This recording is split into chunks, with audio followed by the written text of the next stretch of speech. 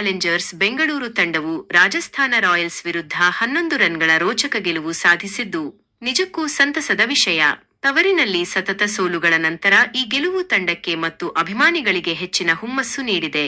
ವಿರಾಟ್ ಕೊಹ್ಲಿ ಅವರ ಅಮೋಘ 70 ರನ್ ಮತ್ತು ದೇವದತ್ ಪಡಿಕ್ಕಲ್ ಅವರ ಅರ್ಧಶತಕ ತಂಡದ ಮೊತ್ತವನ್ನು 200 ರ ಗಡಿ ದಾಟಿಸಲು ನೆರವಾಯಿತು. ಬೌಲಿಂಗ್ನಲ್ಲಿ ಜೋಶ್ ಹ್ಯಾಜಲ್ವುಡ್ ಅವರ 4 ವಿಕೆಟ್ಗಳು ರಾಜಸ್ಥಾನದ ಬ್ಯಾಟಿಂಗ್ ಲೈನ್ ಅಪ್ಗೆ ಕಡಿವಾಣ ಹಾಕುವಲ್ಲಿ ಪ್ರಮುಖ ಪಾತ್ರ ವಹಿಸಿದವು. ಕೃಣಾಲ್ ಪಾಂಡ್ಯ ಅವರ ಉತ್ತಮ ಬೌಲಿಂಗ್ ಕೂಡ ಗೆಲುವಿಗೆ ನಿರ್ಣಾಯಕವಾಯಿತು. ಯಶಸ್ವಿ ಜೈಸ್ವಾಲ್ ಮತ್ತು ಧ್ರುವ್ ಜುರೆಲ್ ಅವರ ಹೋರಾಟದ ಹೊರತಾಗಿಯೂ ಆರ್ಸಿಬಿ ಬೌಲರ್ಗಳು ಒತ್ತಡವನ್ನು ಕಾಯ್ದುಕೊಂಡು ಗೆಲುವು ಸಾಧಿಸಿದರು.